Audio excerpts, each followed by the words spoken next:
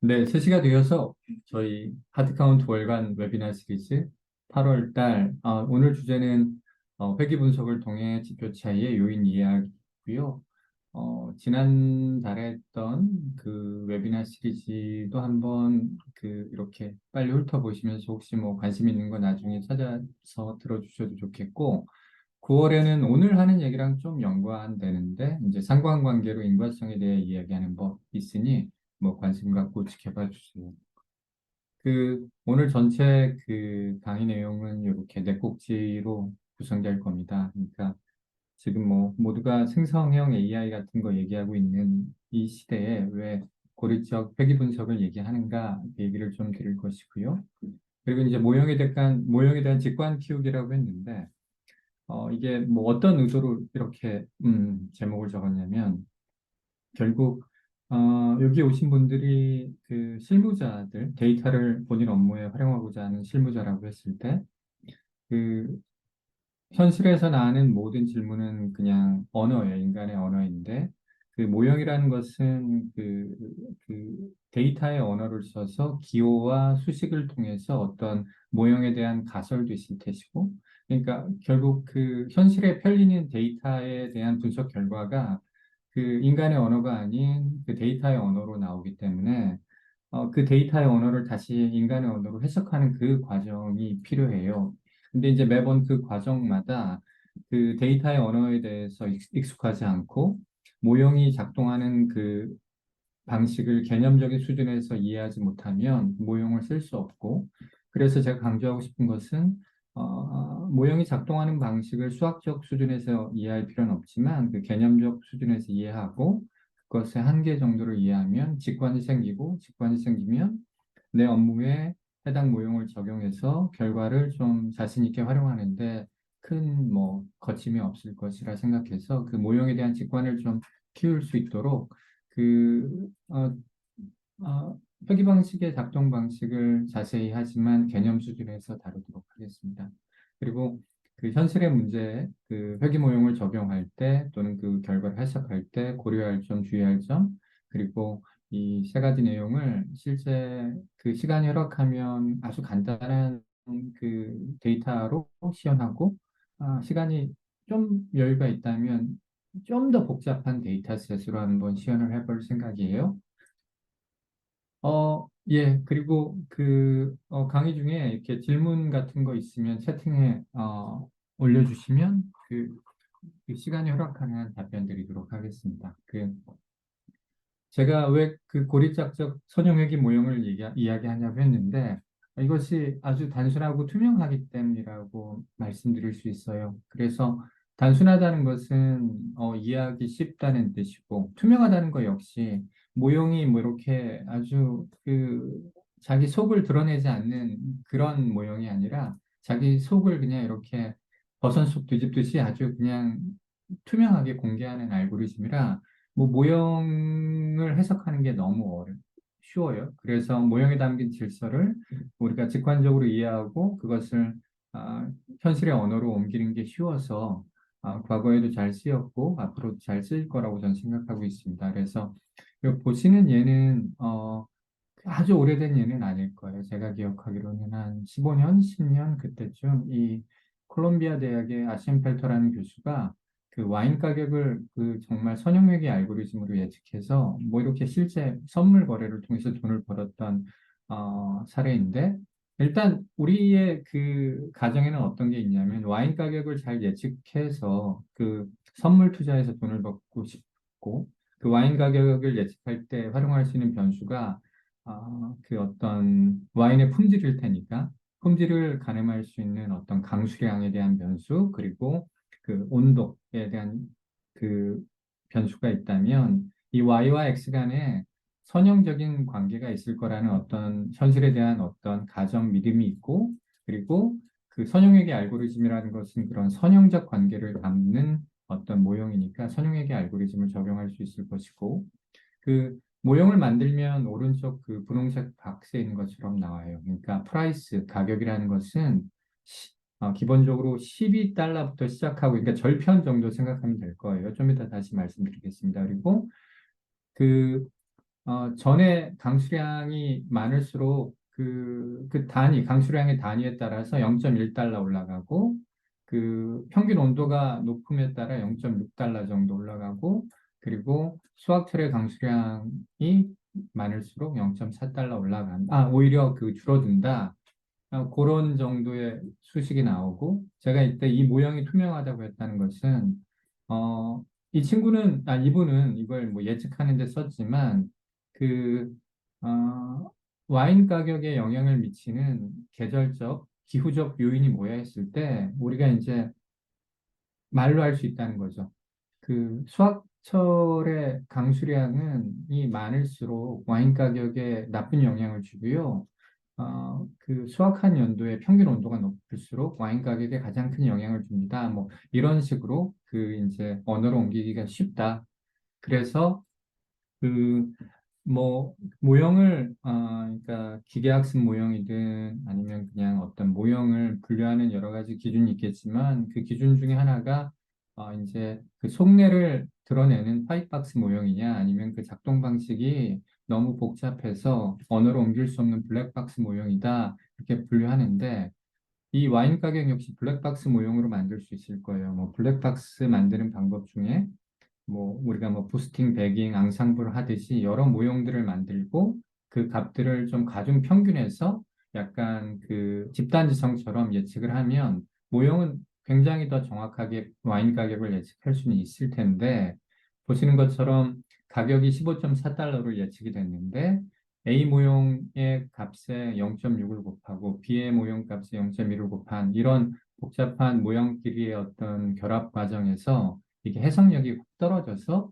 그 우리가 그 예측 용도가 아니라 현실을 설명하고 현실에 대한 지식을 쌓는 용도로는 블랙박스가 적절치는 않다라고 일단은 말씀드리겠습니다. 물론 블랙박스를 설명하는 여러 시도들이 있지만 그것이 아직은 뭐 그렇게 그 다가가기 쉬운 상황은 아니라고 저는 생각합니다. 그래서 그 어떤 모델을 뭐 평가하는 잣대 또는 모델을 선택하는 기준은 우리가 이제 예측 중심 모형이냐 설명 중심 모형이냐에 따라 그 어떤 모델 선택의 기준이 될 수 있을 텐데 우측 상단에 있는 것처럼 Y축에는 모델의 해석력 그리고 X축에는 그 정확도로 봤을 때 선형외기 분석은 정확도는 당연히 떨어지겠죠. 왜냐하면 세상의 모든 변수들 간의 관계가 직선으로 설명되지는 않을 테니까. 하지만 해석하기 쉽다. 해석하기 쉽다는 얘기는 뭐냐면, 우리가 뭐, 그래요. 그러니까, 우리 사이트에, 어, 방문한 횟수랑 전환율이랑 관계가 있어? 그러니까 숫자와 숫자의 관계를 물어보는데 대부분 선형적 관계로 설명되길 기대하죠. 뭐, 아니면 그 극단의 경우에 일정 숫자까지는 증가하는데요. 어느 시점이 넘으면 감소해요 정도지만, 뭐, 한 번에서 세 번까지는 전환율이 증가하다가 세 번에서 일곱 번까지는 감소하고 그 이후에는 또 급격하게 증가하고 그러면 사실은 우리의 지식으로 고객에 대한 이해 또는 우리 그 비즈니스에 대한 이해로 이어지지 못할 거예요. 그래서 이런 해석력이 좋다. 해석력이 좋다는 건 모형이 단순해서 그렇다 말씀드릴 수 있겠고, 요건 약간 오늘 뭐 그 강의 주제를 벗어나는 얘기이기도 하지만 그 모형이 정확한 것과 올바른 것에 대한 또 판단 기준이 있을 거예요.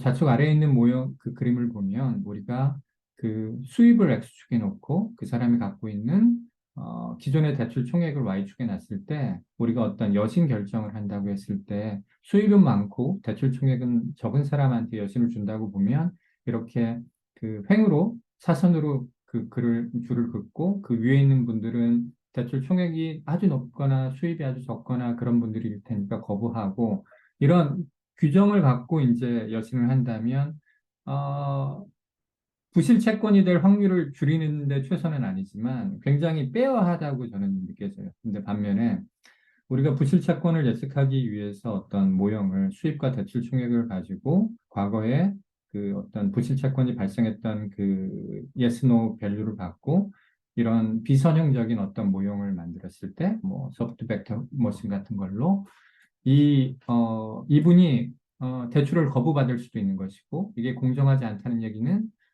이분하고 이분보다 대출 총액이 더 많거나 수입이 적은 분들도 그 이 모형에 따라서는 그 여신이 yes가 될 수 있는 거라 이렇게 공정함이 필요한 영역. 그것이 그 그냥 고객과 관련해서 또는 직원과 관련된 데이터를 분석할 때 이런 모형의 투명성을 통해서 모형의 공정함을 담보하는 것도 굉장히 중요한 일이라고 저는 생각을 해서 예, 요 정확함과 올바름의 기준에 대한 어떤 고려도 필요하다고 말씀드리겠습니다.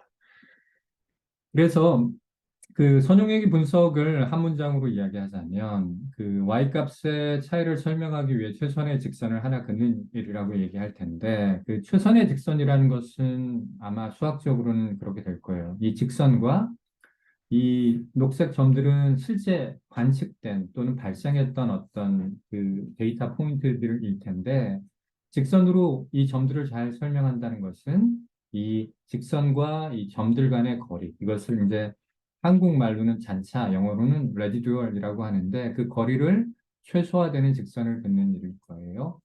그래서 선형얘기 분석은 그 y-값을 가지고 그 x와 y 간의 매핑을 하는 거니까 그 지도학습 모형이고 지도학습 모형 중에서 y-값이 숫자니까 리그레션 모델이에요. 뭐 얘기를 제가 잠시 한 것은 그러니까 그 머신러닝 하는 친구들한테는 리그레션 하면 이런 그 y가 숫자인 데이터를 예측하는 모형을 다 리그레션 모델이라고 하는데 전통적인 통계 진영에서는 리그레션 모델 하면 뭐 선형회귀 분석을 좀 떠올리는 경우가 있어서 그 구분을 좀 정확히 하기 위해서 이렇게 제가 그러니까 머신러닝 계열에서는 리그레션 모델에 속한다. 리니어 리그레션 분석이 이렇게 이해해 주시면 되겠고 사실은 여기서 리니어 리그레션에서 리그레션은 어떤 통계 역사학적으로는 그 평균으로의 회귀라는 좀 다른 이유 때문에 붙여진 이름인데 그 얘기는 뭐 다음 기회가 되면 좀 한번 말씀드리도록 하겠습니다. 그래서 선형회귀 분석은 가장 오래되고 널리 쓰이고 제 믿음도 그렇고 많은 사람의 의견도 앞으로도 오래 쓰일 그 실무자들이 하나의 알고리즘을 알아야 된다면 꼭 알아야 되는 알고리즘이라고 생각하고 그 독립변수 X로 종속변수 Y를 가장 잘 설명할 수 있는 어떤 선형 관계를 찾는 방법이고 그 계산 방법은 제가 다음 장에 이제 리스트 스퀘어랑 그 그레디언트 디센트 방법을 둘 다 언급했는데 뭐 전통적인 어떤 회귀 모형들은 이 최소 제곱법이라고 부르는 리스트 스퀘어를 쓸 거예요. 최소 제곱이라는 것은 뭐냐면 아까 이 자리에서 이 장표에서 그 거리는 빨간색과 점과의 거리는 음수가 나올 수 있으니까 거리를 모두 양수로 정교하기 위해서 제곱을 해서 그 거리를 제곱한 값이 최소화되게 하여야 하는 방법이라고 해서 리스트 스퀘어라고 또는 OLS라고 이야기를 하기도 하고 그래서 실제 y값 그 왼편에 보면 움직이는 동영상이 있는데 이게 y축에는 어떤 커맨더 포텐셜이니까 그 어떤 군대에서 그 좀 장성을 뽑으려고 하는데 대령무에서 이제 그 원스타를 프로모션 하려고 하는데 어떤 팩터들이 그 이 커맨더 포텐셜이 높은가 뭐 그런 것들을 뭐 조사한 내용이라고 보면 어, 이 IQ 점수와 그 장군이 될 어떤 잠재력과의 관계를 위한 최선의 선을 긋는 것은 이 빨간 선과 각각의 관측값들과의 그 잔차가 최소화되게 긋는 것일 거예요. 그래서 최종 결과물은 결국에는 y는 뭐 b sub 0, b sub 1, x 플러스 에러라는 이런 선형 방정식이 나올 것이고 여기서 B0라는 것은 절편, B1은 기울기 정도로 생각하면 될 것이고 이 선을 그는 방식이 아까 말씀드린 것처럼 그 리스트 스퀘어 방식하고 그레디언트 디센트가 있는데 뭐 리스트 스퀘어는 이걸 뭐 손으로 계산할 필요는 없고 이것은 뭐 수학적인 어떤 논리적 그 해법을 찾는 과정일 거예요. 그래서 y hat이라는 건 뭐냐면 모형의 값이 예측 값일 테니까 실제 값이 아닐 테니까 보통 그 통계나 분석하시는 분들은 해 붙이면 이게 이제 그 예측된 값 estimation이라고 생각하시면 되겠고 그래서 y hat, beta 0 hat, b 0, b1 hat에서 이 값들은 아까 보시면 선 위에 있는 값들일 것이고 RSS라는 건 뭐냐면 residual sum of square, 뭐 residual square of sum인데 아까 이야기했듯이 잔차의 제곱의 총합이에요. 그래서 이 RSS가 최소화되게 만드는 것이 그 아까 개수를 찾는 방법인데 RSS는 어떻게 계산하냐면 yi라는 것은 실제 관측값이고 y hat i라는 것은 예측된 관측된 값이니까 그것을 모든 값들을 제곱한 걸 더하면 RSS 그러니까 잔차의 총합이 되겠고 그것을 찾는 것을 이제 해법을 찾으면 아래와처럼 이 공식이 나오는데 이걸 뭐 다 뭐 엑셀 또는 뭐 R, 파이썬이 다 해주니까 그냥 이 선형유기 방정식에서의 이 파라미터 매개 변수인 베타 제로와 B1과 B0는 이런 잔차가 최소화되는 값을 찾는 방정식을 풀면 되는구나 이렇게 이해할 수도 있겠고 근데 이제 여기서 변수가 많아진다든지 또는 뭐 데이터가 너무 큰다 하면 이게 아마 계산이 너무 복잡할 것 같아요. 그래서 이제 보다 보편적으로 매개 변수를 최적화하는 것은 이런 최적화 문제는 그레디언트 디센트 방식을 쓰는 것이고 이것 뭐 그냥 개념 수준에서만 간단히 이야기를 하면 이렇게 한번 생각을 해볼게요. 그래서 Y축은 뭐냐면 아까 얘기했듯이 잔차의 제곱의 총합이라고 해볼게요. 우리의 목표는 뭐냐면 잔차의 제곱의 총합이 가장 작을 수 있는 기울기를 찾는 거라고 할게요. 그래서 여기 X축에 보면 실제 값과 기울기가 나와 있는데 아이고 네. 네. 이 동영상을 아까 제가 좀 옮겨놔서 여기서 보시면 뭐 이제 초반에 이제 임의의 값부터 시작을 해서 예를 들면 거의 초반에는 기울기가 굉장히 낮게 시작했다고 할게요. 우리는 왜냐하면 최적의 값을 모르니까 그때 이제 이런 기울기들을 보면 이제 여기서 이제 미분을 하면 결국에 있던 어떤 공간상에서 더 이상 개선될 수 없는 지점에 다다를 것이고, 이게 어떻게 보면 여기서 이제 접선이 이제 평평한 지점일 거예요. 그래서, 이 지점에서 올라가 봐야 점점점 나빠지고, 이쪽이 있었다면 계속 내려오면서 이 기울기를 찾는 방식으로 경사하공법이 작동한다. 뭐 경사하공법에 대한 뭐 좋은 강의들이 많으니까 관심 있는 분들은 그렇게 공부하시면 좋겠고 다시 얘기하면 선형회귀 분석은 이런 선형회귀 방정식을 찾는 것인데 여기서의 매개 변수 B0와 B1은 이런 그 방정식을 풀 수도 있겠고 이런 경사하강법을 통해서 최적화 문제를 푸는 문제로 접근을 해서 이렇게 결국에는 더 이상 RSS가 최적화되지 않는 그 지점을 찾는 그런 방식으로도 풀 수 있다. 그 정도로 이해하시면 되겠고 모형을 분석하면 보통 세 가지 숫자 정도가 나와요. 그래서 왼편에 있는 것은 그냥 R 같은 데서 여기 보시면 광고 데이터로 TV에 쓴 광고 집행액으로 매출을 예측하는 선형 모형을 만들어 하면 몇 가지 이제 숫자들이 나오는데 그중에서 이제 우리가 뭐 알면 좋은 것이 이제 RMS, RS인데 이게 아까 말씀드린 것처럼 실제 값과 잔차, 그러니까 잔차의 크기, 그러니까 예측의 정확도라고 생각하면 될 것 같아요. 여기 보시면 residual standard error라고 나와 있지 않습니까? 그러니까 평균적인 예측 값과 실제 값의 차이가 RS라고 이해하시면 되겠고, 이 값이 작다는 것은 모델이 정확하다는 얘기겠죠. 그리고 p-value라는 것은 이제 선형 회귀 방정식을 통해 발견한 관계가 이게 이제 통계적으로 유의미한가를 나타내는 것이고, 다만 p-value가 낮다고 해서 이제 이게 관계의 세기를 나타내는 건 아니에요. 그러니까 직관적으로 선형회귀 방정식에서의 관계의 세기는 어떤 변수들이 다 정교화됐다고 봤을 때 기울기가 가파르면 관계가 센 것일 수 있잖아요. 근데 기울기는 엄청 가파르지만 통계적으로 무의미할 수도 있고 기울기는 굉장히 완만하지만 통계적으로 유의미할 수도 있는 거라. 그러니까 p-value가 작다는 것은 그냥 오케이. 통계적 검정을 통과했다지 거기에 이제 관계색이랑은 전혀 무관한 개념이라고 이해하시면 되겠고, R스퀘어는 그 오히려 이제 이 모형의 그 그러니까 y-값의 차이를 얼마나 잘 설명하는가에 대한 수치를 계량한 것이고, 아래 그림에서 보는 것처럼 설명을 잘하면 1에 가까워지고 설명을 잘 못하면 0에 가까워집니다. 그래서 그 p-value하고 R 스퀘어만 좀만 더 볼게요.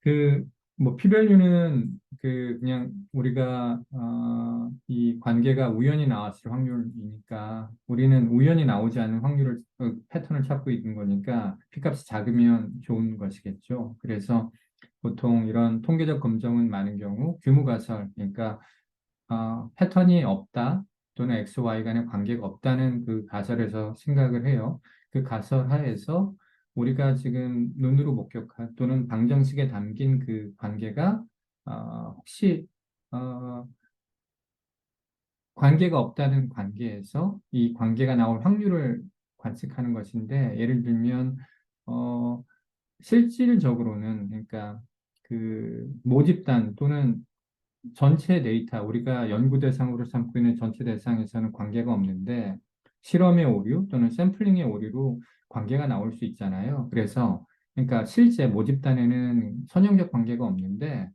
어떤 우리가 샘플링을 했을 때 우리가 실제 나온 관계가 얼마나 예외적인지를 보는 거예요. 근데 그 P가 0.05보다 작다는 얘기는 이게 실제는 관계가 없는데 이런 관계가 관측될 확률이 5% 언더라는 얘기니까 아, 이게 오히려 규모 가설을 기각하는 게 맞는 거죠. 그래서 현실에 관계가 없는데 내가 운이 좋아서 관계를 목격했다기보다는 원래 있는 관계가 모형에 담겼다. 뭐 이렇게 그 해석을 하시면 될 것 같고요.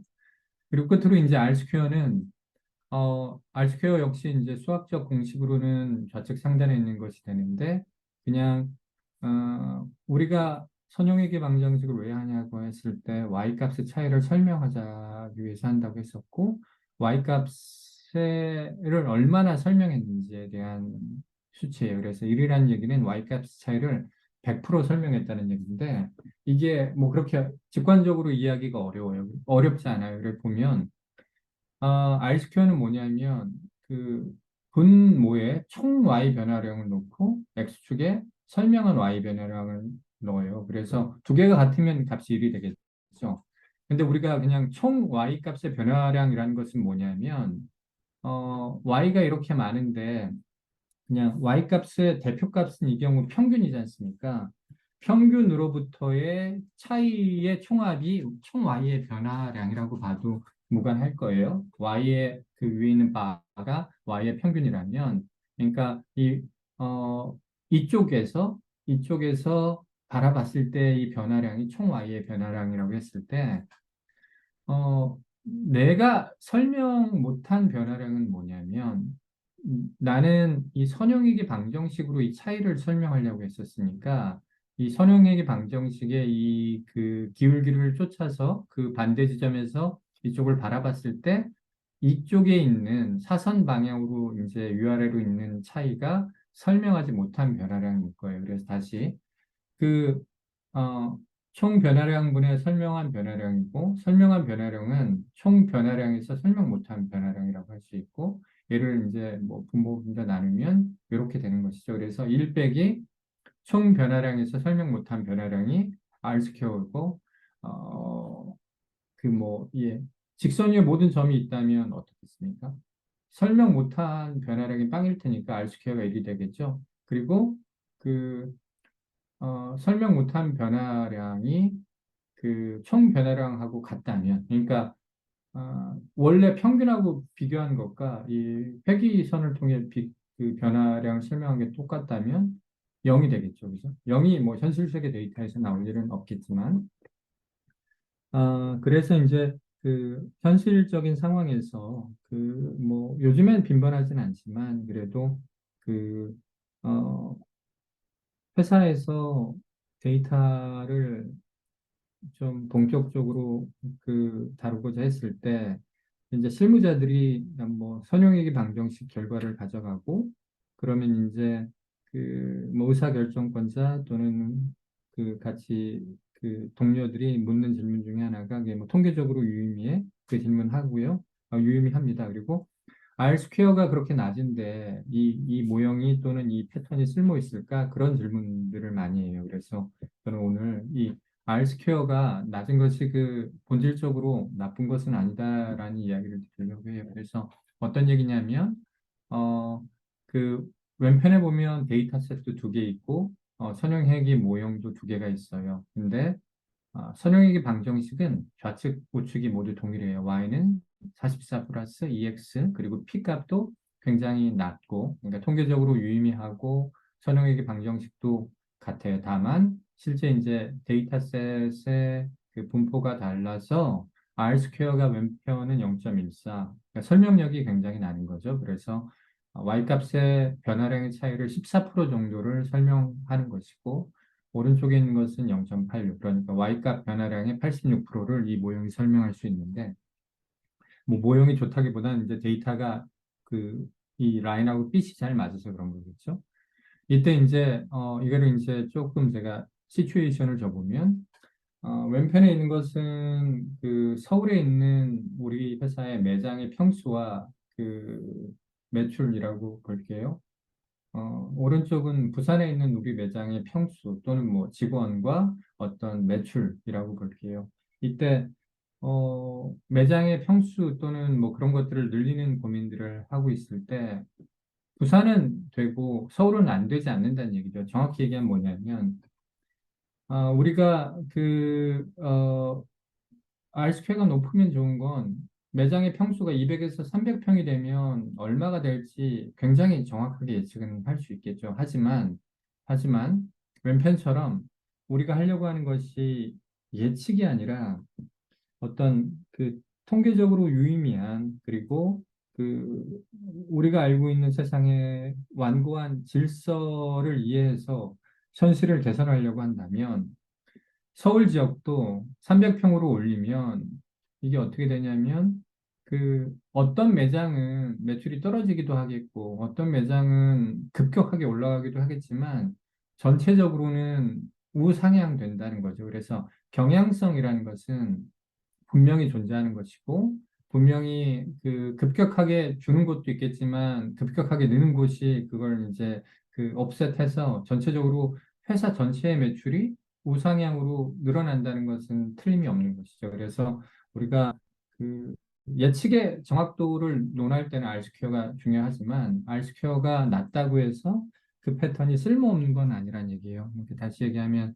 경향성이 분명히 존재하고 그 경향성을 가지고 뭐 거기에 뭐 인과성이 있건 없건 간에 그 X에 개입해서 Y를 계산하는 작업은 충분히 할 수 있다. 다만 그 임팩은 어떤 이 X와 Y의 관계의 세기에 따라 달라지겠죠.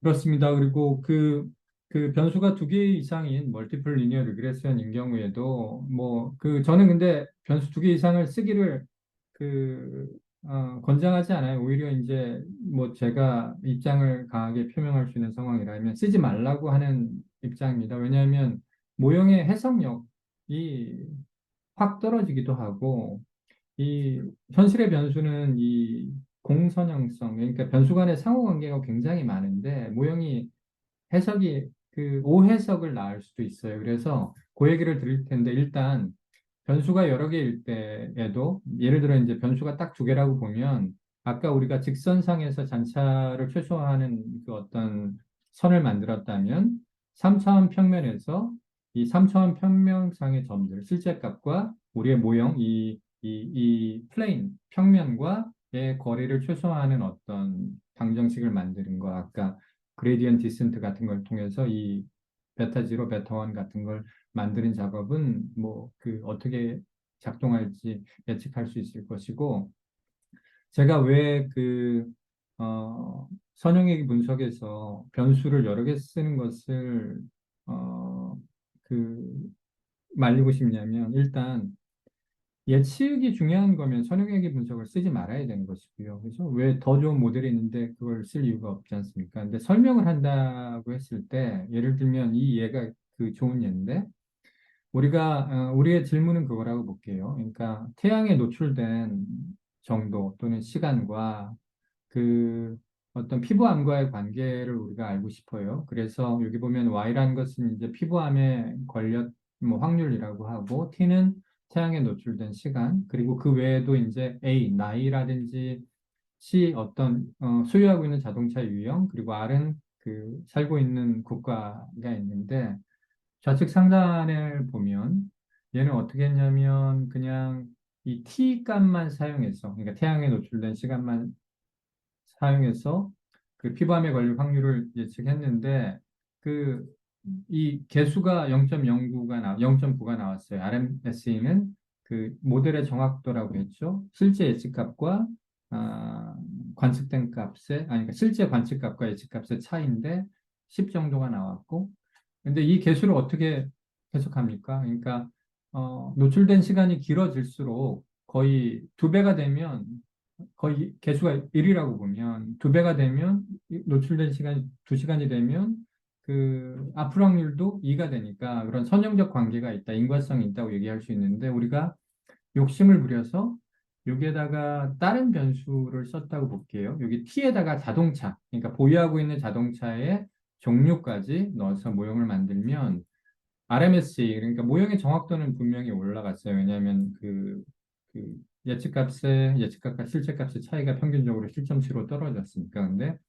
T의 그 코에피션트 개수를 보면 마이너스 1이 됐어요. 그러니까 여기서 어떻게 해석돼요? 그러니까 태양에 노출된 시간이 길어질수록 오히려 얘가 그 피부병이 걸릴 확률은 낮아진다고 해석이 되는 거죠. 그러니까 얘는 현실에서의 어떤 인과성 그런 걸 모르고 그 아까 얘기했듯이 그 잔차를 최소화하기 위해서 이 개수들을 계산하니까 이렇게 그 그리고 태양에 노출되는 시간과 자동차 간에는 또 강한 상관관계가 있잖아요. 왜냐하면 뭐 그 더운 나라에서는 특정 자동차용이 선호될 테니까 이렇게 변수 간의 독립성이 담보되지 않는 케이스가 현실의 데이터는 대부분인데 이런 경우에 이제 그 다중회계를 쓰면 그 하여튼 해석이 그러니까 제대로 된 모형이 나오기 쉽지 않다. 그래서 저는 예, 그 좀 이렇게 말리고 싶고요.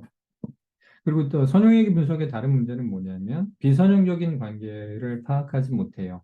그러니까 얘는 그 이따가 뭐 그 데모 때 쓸 데이터인데 보면 그 뉴스페이퍼를 가지고, 그러니까 신문에 쓴 광고비를 가지고 그 매출을 예측했을 때, 뭐, R스퀘어 설명력이 굉장히 낮았어요. 근데 오른쪽에 있는 걸 보면, 뉴스페이퍼 빈이라는 건 연속된 숫자를 이렇게 범주화한 건데, 이렇게 범주화하게 되면 이제, 모델 관점에서는 얘가 연속된 숫자라는 그 개념 없이 그냥 서로 다른 범주로 취급하게 되는데, 이때 이제 장점은 이렇게 비선형적인 관계를 통해서 오히려 더 잘 설명할 수 있다는 게 나타나거든요. 그러니까 R 스퀘어가 0.05에서 0.1로 두 배 정도 늘었잖아요. 그래서 그 현실에서 비선형적인 관계, 그게 이제 꼬불꼬불 관계가 아니라 올라갔다 내려가거나 내려갔다 올라가는 관계가 있는 경우에는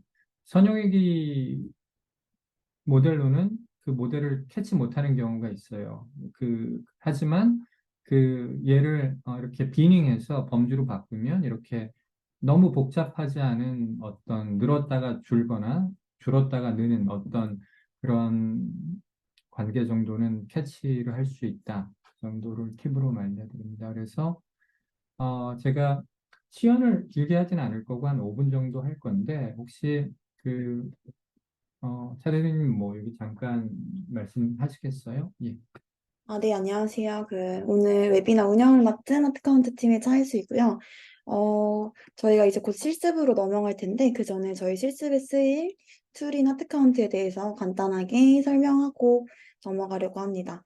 네, 우선 하트카운트에 대해서 아시는 분들도 계시겠지만, 하트카운트는 현업의 빠르고 쉬운 데이터 분석을 돕는 데이터 분석 툴이고요. 여기 슬라이드에 보이시는 QR코드 스캔하셔도 되고 구글이나 네이버에 하트카운트 검색하셔서 홈페이지 접속하시면 누구나 무료로 바로 사용 시작해 보실 수 있습니다.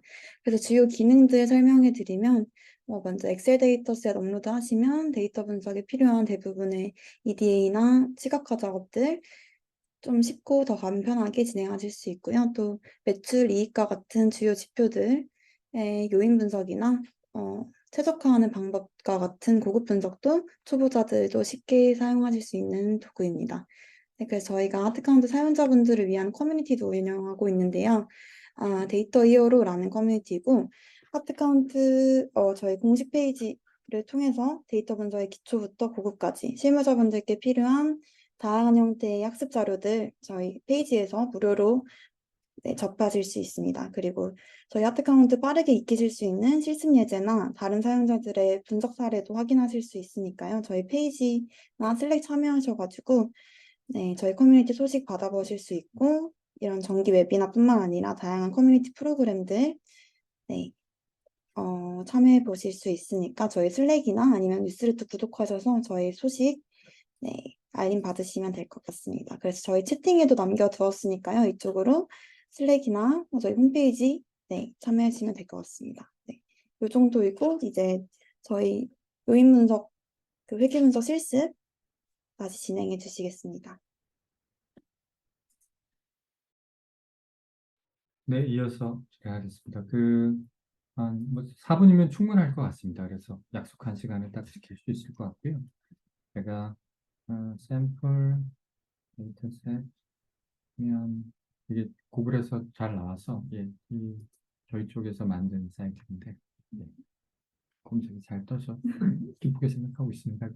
여기 하드 카운트 샘플 데이터셋으로 이동하시면 제가 여기 회계 분석 데이터셋을 준비해 놨어요. 그래서 아, 사실은 회계 분석을 위한 데이터셋이 따로 있지는 않습니다만 이게 워낙 뭐 교과서에 통계학 교과서에 쓰이는 거라 그 그냥 저도 이걸 쓸 거고 여기에서 아쉬운 건 여기는 이제 범주형 변수가 없어요. 그래서 하지만 이제 다른 실습 예제들 가지고 충분히 직접 해보시면 될 것 같고 그리고 제가 여기에 어떤 것도 놨냐면 두 개의 파일이 있는데 하나는 그 R을 갖고 아까 제가 잠깐 보여줬던 그런 R 노트북이 있으니까 실제 R 같은 거에선 어떻게 하는지 보시면 되겠고, 결국 이제 도구라는 건 이제 목적을 위한 수단이니까 R을 통해서 하는 거나 뭐 그 하드 카운트로 하는 거나 결과는 동일할 겁니다. 그리고 다른 하나는 이 하드 카운트에서 이제 HTML로 추출한 이 보고서도 같이 놨습니다. 그래서 바로 한번 진행해 볼게요. 로그인을 하겠습니다. 로그인을 하겠고요.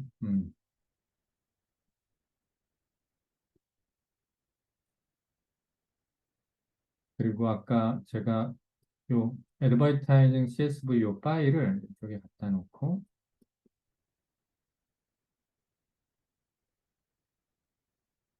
보시면 뭐 별건 아니고 이거 뭐 데이터가 너무 간단하니까 뭐 이렇게 특별히 뭐 분포를 보거나 준비할 과정은 없고 바로 시작을 할게요.